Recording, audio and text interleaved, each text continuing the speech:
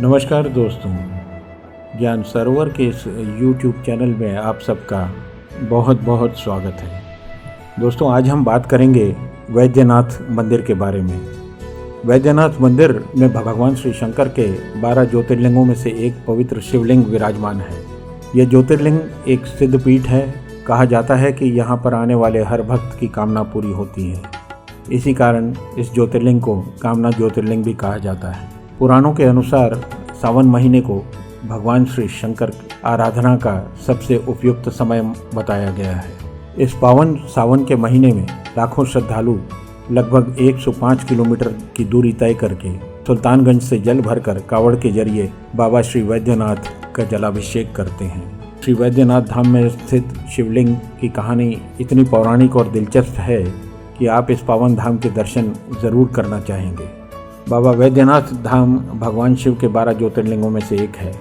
इस ज्योतिर्लिंग के पीछे ये मान्यता है कि राक्षस राज रावण कैलाश पर घोर तपस्या के बाद भगवान शिव के इस पवित्र शिवलिंग को प्राप्त किया। पुराणों के अनुसार भगवान श्री कृष्ण के सुदर्शन चक्र के प्रहार से माँ शक्ति के हृदय का भाग यहीं पर कट कर गिरा। वैद्यनाथ दरबार माता शक्ति के 51 शक्तिपीठों में से एक है।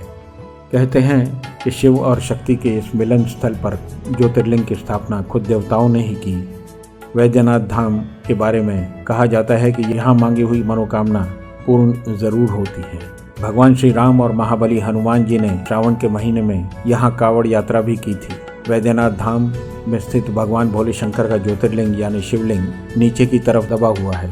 शिव पुराण और पद्म पुराण के पाताल खंड में इस ज्योतिर्लिंग की महिमा गाई गई है। मंदिर के निकट एक विशाल तालाब स्थित है। यहाँ प्रतिवर्ष महाशिवरात्रि के 2 दिन पूर्व मंदिर और मां पार्वती और लक्ष्मी नारायण के मंदिर से पंचशूल उतारे जाते हैं। इस दौरान पंचशूल को स्पर्श करने के लिए भक्तों की भीड़ उमड़ पड़ती है। दोस्तों, यह थी कुछ रोचक बातें बाबा वैद्यनाथ धाम के बारे में। अब हम चलते हैं बाबा वैद्यनाथ धाम के स्थापित पवित्र शिवलिंग से जुड़े पौराणिक कथा जानने के लिए। पौराणिक कथाओं के अनुसार दशानन रावण शिव शंकर को प्रसन्न करने के लिए हिमाचल पर घोर तपस्या कर रहा था। वह एक एक करके अपना सर शिवलिंग पर चढ़ा रहा था। 9 सर चढ़ाने के बाद जब रावण अपना 10वां सर काटने वाला ही था, तब भोलेनाथ प्रसन्न होकर रावण को उन्होंने दर्शन दिया और उनसे वर मांगने को कहा। रावण ने ये इच्छा जताई कि भगवान शिव भी कैलाश छोड़कर लंका में ही आ जाए। इसलिए रावण ने भगवान शिव शंकर से कामना लिंग को ही लंका ले जाने का वरदान मांग लिया। शिव जी ने अनुमति तो दे दी, पर इस चेतावनी के साथ यदि वह इस कामना लिंग को पृथ्वी के मार्ग में कहीं भी रख देगा, वह वही अचल होकर स्थापित हो जाएगा। महादेव की इस चेतावनी को सुनने के बावजूद भी दशानन रावण कामना लिंग को अपने नगरी लंका ले जाने के लिए तैयार हो गया। इधर भगवान शिव के कैलाश छोड़ने की बात सुनते ही सभी देवता चिंतित हो गए। इस समस्या के समाधान के लिए सभी देवता भगवान शिव के पास गए। तब श्री हरि ने अपनी लीला रची और वरुण देव को आचमन के जरिए रावण के पेट में घुसने को कहा। जब रावण आचमन करके शिवलिंग को लंका की ओर लेकर चला तो उसे देवघर के पास लघु शंका लग गई। उसे शिवलिंग को हाथ में लेकर लघु शंका करना उचित नहीं लगा, इसलिए उसने अपने आसपास देखा कि कहीं कोई मिल जाए जिसे वह शिवलिंग थमाकर लघु शंका कर सके। कुछ देर बाद ही एक ग्वाला नजर आया जिसका नाम बैजू था। कहते हैं कि बैजू नाम के ग्वाले के रूप में भगवान विष्णु वहां आए। रावण ने उस ग्वाले से कहा कि वह शिवलिंग को पकड़ कर रखें ताकि वह लघु शंका से निवृत्त होकर उसे अपने हाथ में ले लेगा और अपनी आगे की यात्रा प्रारंभ करेगा। उसने बैजू को यह भी कहा कि शिवलिंग को गलती से भी भूल कर भी भूमि पर मत रखना।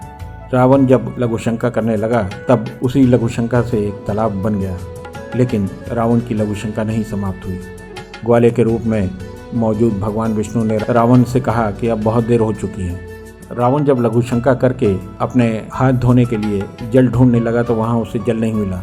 उसने धरती पर एक मुष्टि प्रहार किया, यानी कि जोर से एक मुक्का मारा, जिससे कि जल की एक धार वहां से बह निकली।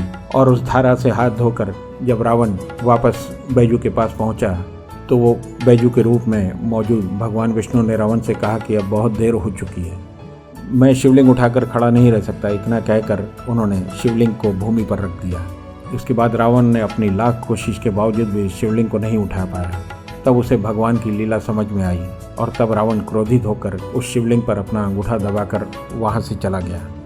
उसके बाद ब्रह्मा विष्णु आदि देवों ने आकर शिवलिंग की पूजा की और शिवजी का दर्शन होते ही सभी देवताओं ने शिवलिंग की उसी स्थान पर स्थापना कर दी और तभी से महादेव कामना लिंग के रूप में देवघर में विराजते हैं। दोस्तों, कहते हैं कि वैद्यनाथ धाम देवघर में मन से मानी गई मनोकामना ज़रूर पूरी होती है। अगर आपने भी कभी वैद्यनाथ धाम के ज्योतिर्लिंग के दर्शन किए हैं तो अपने अनुभव हमें ज़रूर बताइएगा। आशा करता हूँ आपको ये कहानी पसंद आई होगी। आप कृपया हमारे इस चैनल को जाकर लाइक, सब्सक्राइब और शेयर ज़रूर कीजिएगा और कमेंट्स बॉक्स में अपनी राय व्यक्त करना न भूलिएगा। धन्यवाद। ओम नमः शिवाय। जय श्री श्याम।